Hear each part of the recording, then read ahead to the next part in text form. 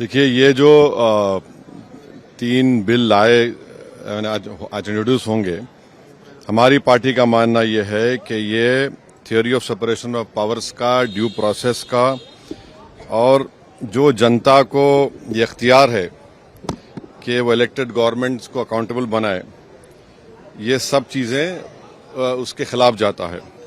Separation of powers आप देख लीजिए कि एग्जीक्यूटिव एजेंसीज को फ्री रन मिल जाएगा कि वो खुद जज, ज्यूरी और एग्जीक्यूशनर हो जाएंगे, और मुख्यमंत्री को हटाना है तो असेंबली में हटाते हैं। अब आप मेरे को ये बताइए कि BNSS में इतने ऐसे सेक्शंस हैं कि किसी को भी आप एक सेक्शन लगा दीजिए 5 साल के ऊपर का, तो लाजमी है वो 30 दिन के अंदर, 30 अंदर BNS में यह है कि 90 डेज तक पुलिस कस्टडी ले सकती है। तो ये मेरे ख्याल से ये 1930 का गेस्टापो मूवमेंट हम भारत में देख रहे हैं कि जिस तरह वहां जर्मनी, उस वक्त के जर्मनी में गेस्टापो को बनाकर एक पुलिस स्टेट बना दिया गया। अब चीफ मिनिस्टर अकाउंटेबल नहीं होगा जनता को, बल्कि चीफ मिनिस्टर अकाउंटेबल होगा इन्वेस्टिगेटिंग एजेंसीज को।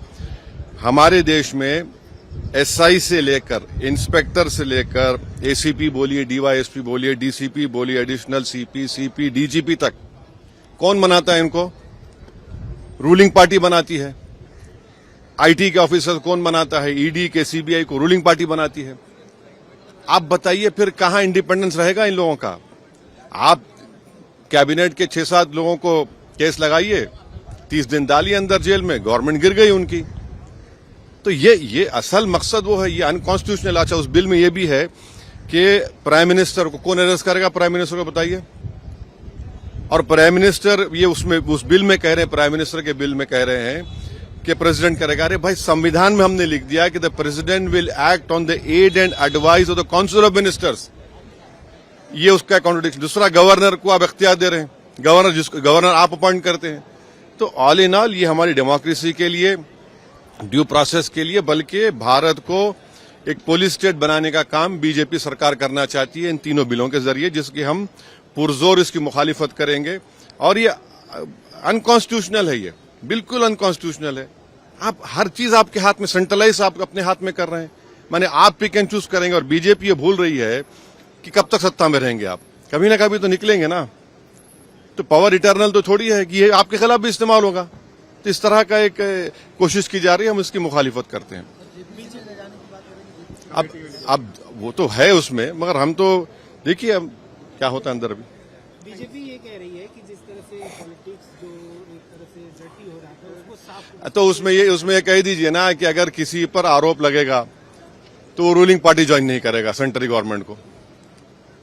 आपके पास ज्वाइन कर लो, आप आराम से बैठो।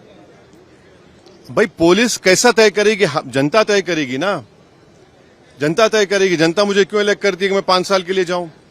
और अगर मैं अकाउंटेबल हो जाऊंगा, एजेंसीज को अकाउंटेबल नहीं होगा जनता को, तो किसका नुकसान होगा इसमें? अच्छा, कहां है इंडिपेंडेंस, कहां है पुलिस का? एक सेक्शन लगा दीजिए, सेडेशन नहीं है, मगर एक सेक्शन है BNSS में 30 दिन छोड़िए, 30 महीने में बेल नहीं होगी। ये चीज चक्कर है, गवर्नमेंट गिर जाएगी, कई गवर्नमेंट गिर जाएंगे। तो जितने अपोजिशन पार्टीज के जो चीफ मिनिस्टर्स हैं, जो उनके पार्टीज हैं, उनको तो इसका पुरजोर मुखालिफत करना चाहिए, वरना तो फिर बारी बारी सब जने जाएंगे अंदर।